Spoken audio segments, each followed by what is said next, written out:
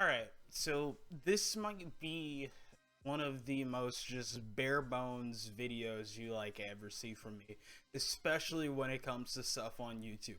When it comes to stuff that's on Twitch or whatever, that's fine. But YouTube, I prefer actual edited quality content, which I'm not saying this isn't. But seriously, this is just me hopping in front of my mic and talking because I can't get these thoughts out of my head. I don't want to be up talking about or thinking about this all night. And so a lot of you are probably here because you saw the tweet.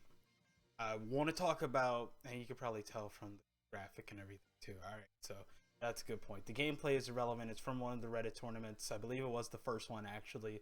So you don't have to necessarily worry about that. But I thought it would be something good to just throw on the screen for you because I didn't feel like making a new graphic. Where are the leagues, right?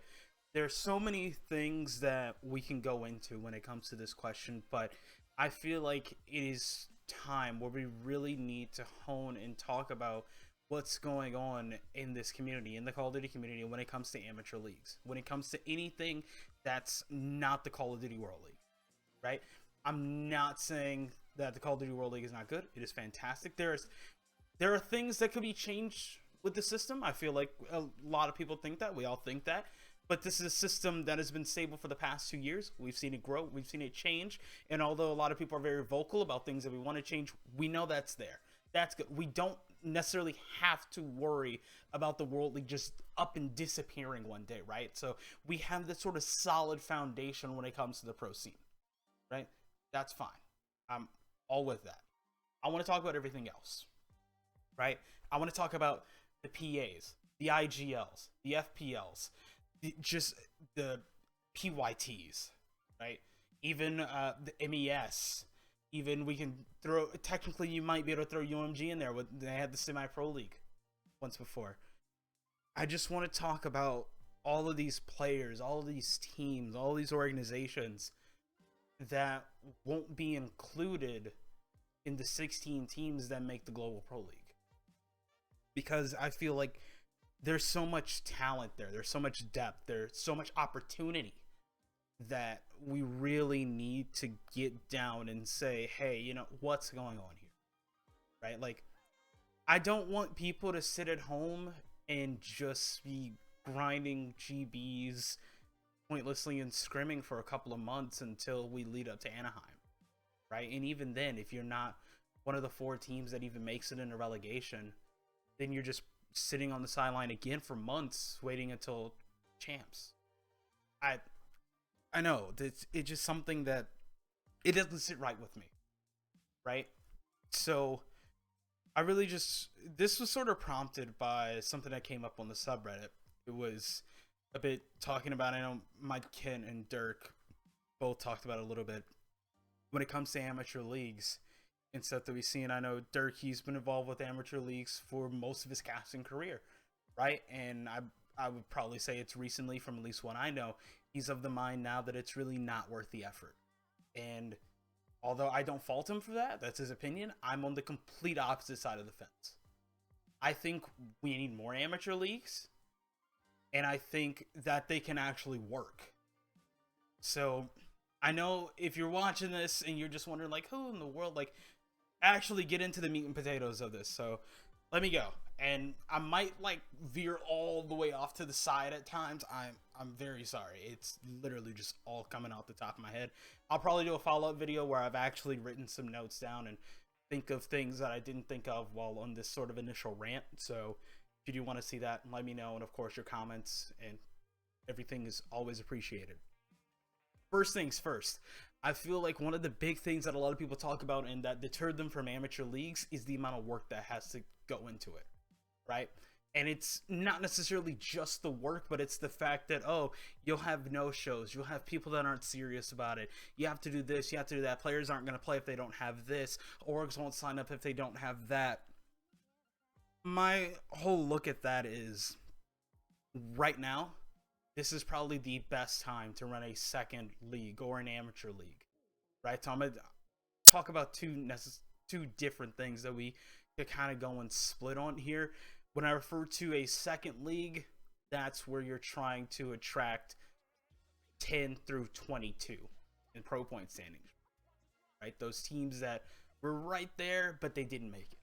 When I talk about an amateur league, 22 and below.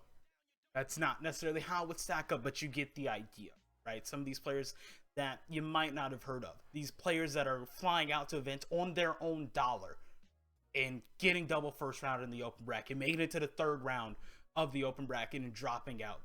Having to go through a loser's bracket run in the open bracket. These players that are serious about this or that are going to have fun and want to improve, but they don't have that sort of structure there.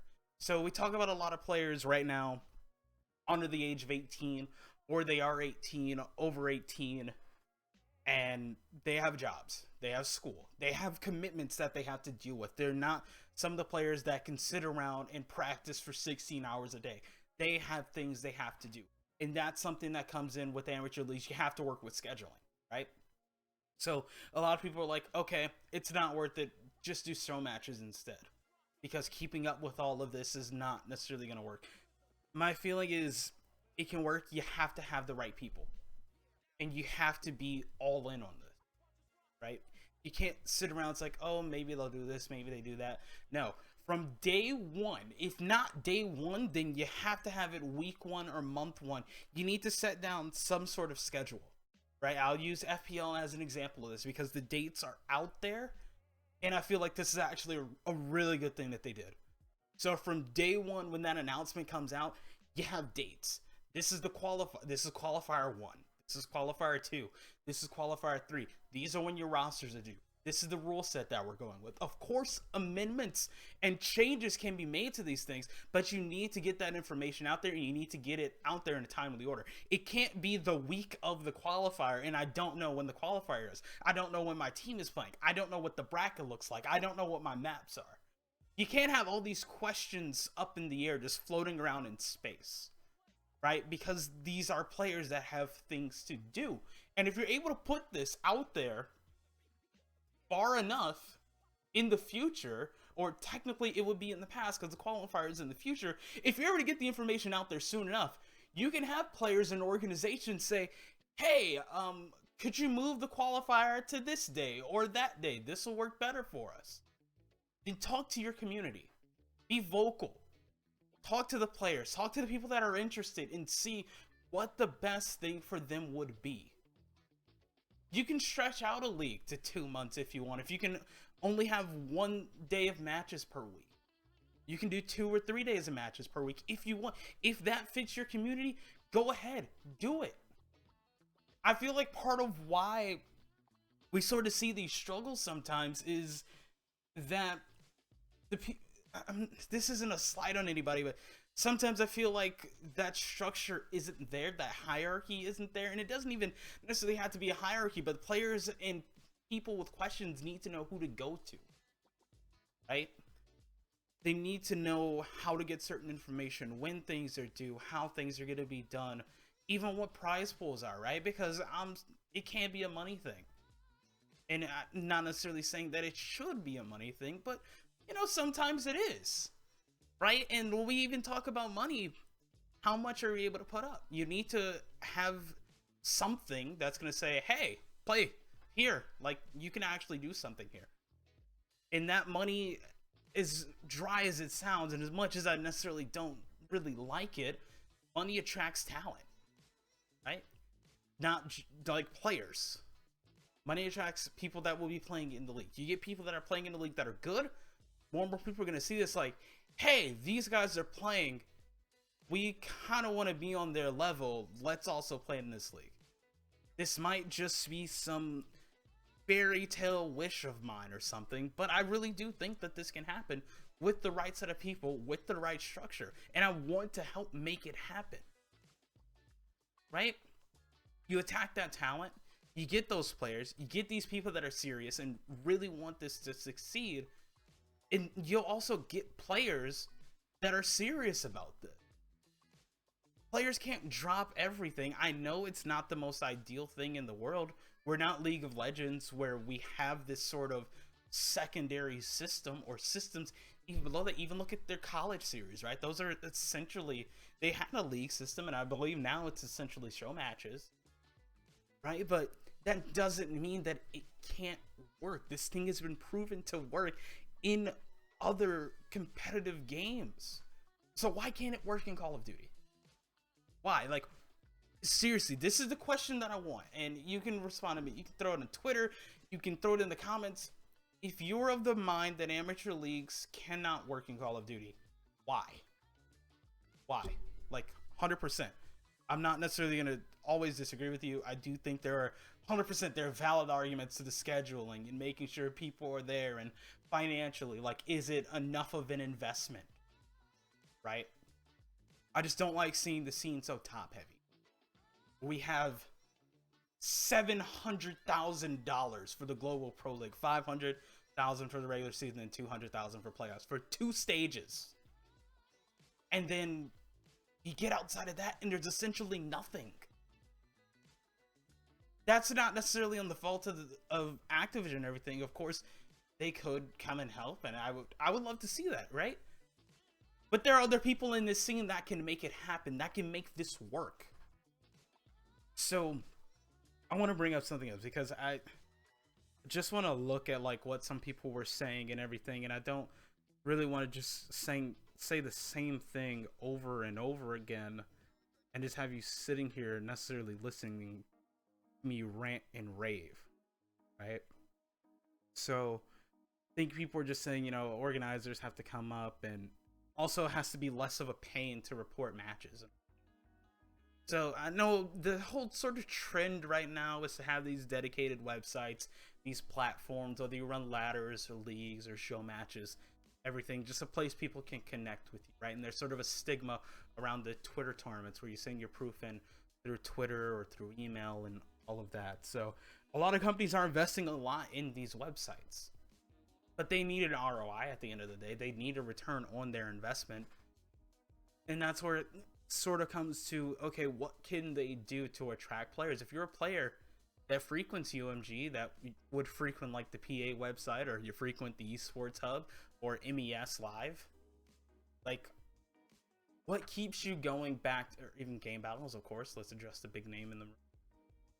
What draws you to that service? What is it about that service that you like? What do you not like? What do you think could be improved? I know there was a lot of people talking about things they didn't like about the UMG's new platform, right? I felt like it was a good step forward. But anytime you take a step forward, you're prone to taking steps back as well. So you do have to sort of build yourself up again a little bit.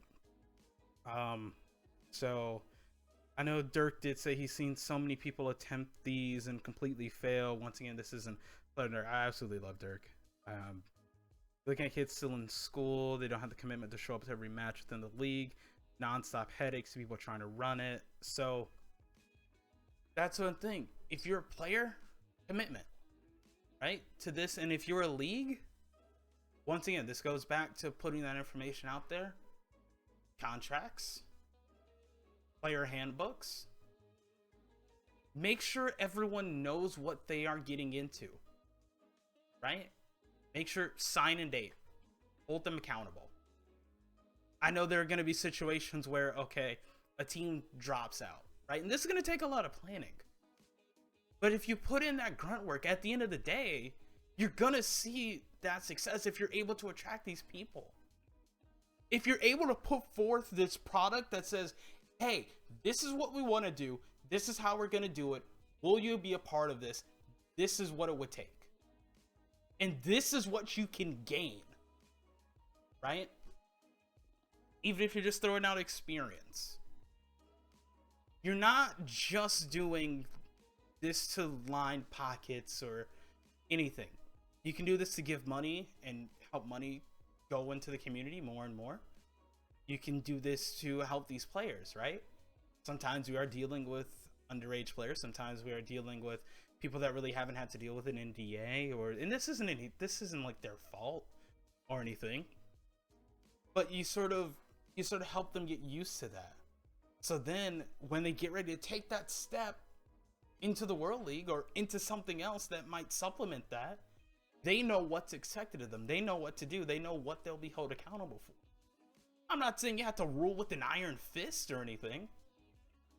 you can have leniency here and there. You could be dealing with people like, okay, you could say whatever you want on Twitter. Like, it doesn't matter. We don't care.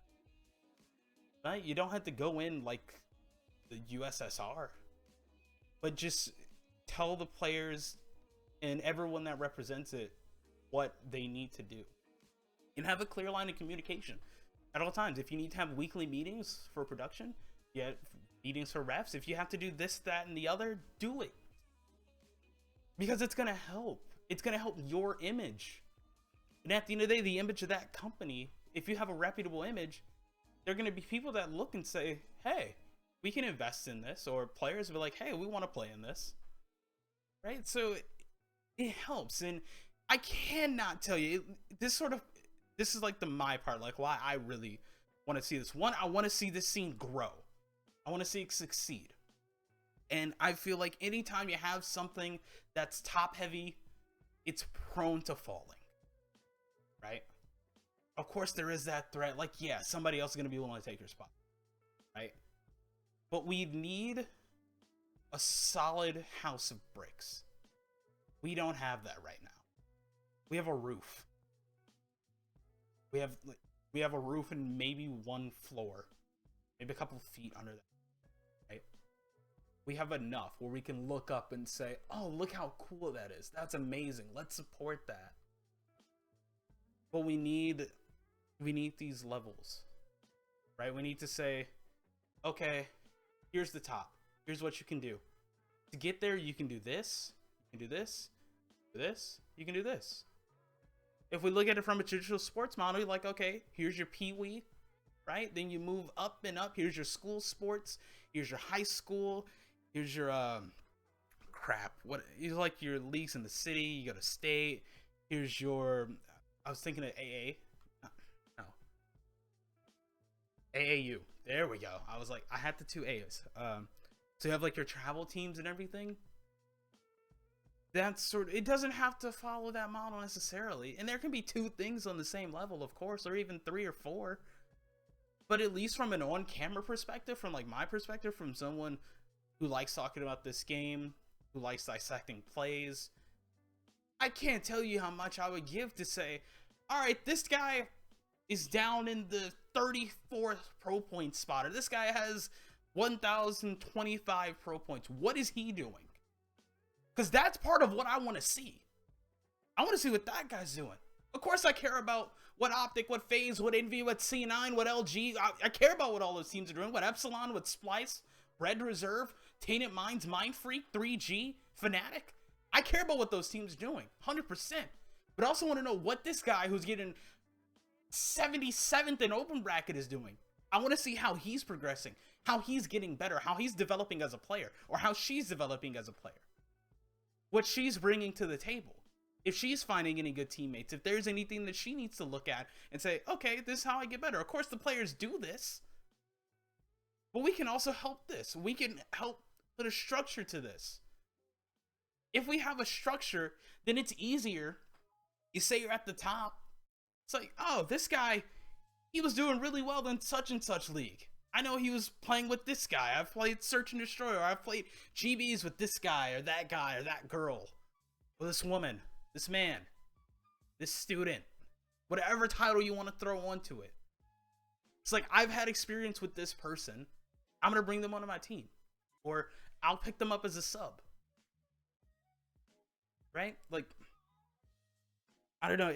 It sort of takes away the bit of the mystery. Right, it brings these people out to the forefront. These people that should have more of a spotlight on them for their talent and for what they can bring to this community as far as a player. This helps, and it even helps talent. It helps production as well. It gives everyone something to do. It's like, oh, I want to be this. This could be someone. I want to be a ref for MLG one day. I want to go to Dallas and be a ref for the CWL. Right? Some people would think about that and laugh. Some people, that's something that they really want to do. Okay. You start with like your OLT, and then you just keep going. You build that. You show that you can do the work, and you show that you're good at it. Right? You work your way up and up and up, and then you might be able to do it. So as commentators, too, this is something that's really helped commentators, right? Where you get all your practice in, and then of course you can apply and do this, that, and the other. But I really, at the end of the day, I want to help the players. I want to help the scene grow, and I feel like investing at the bottom or even the middle tier or whatever is sort of the best way to go about this, because we have that support at the top. I don't know. I've been going on for 20 minutes. I'll think more about this. I'll throw up a part 2. So tell me what you think down in the comments. Tweet at me.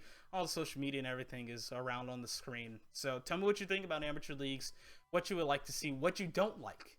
We can even talk about that, because I do feel like it's easy to complain about something, but it's harder to put forth an even better model or show that you could improve on that model. So that's what I'm going to take time to do.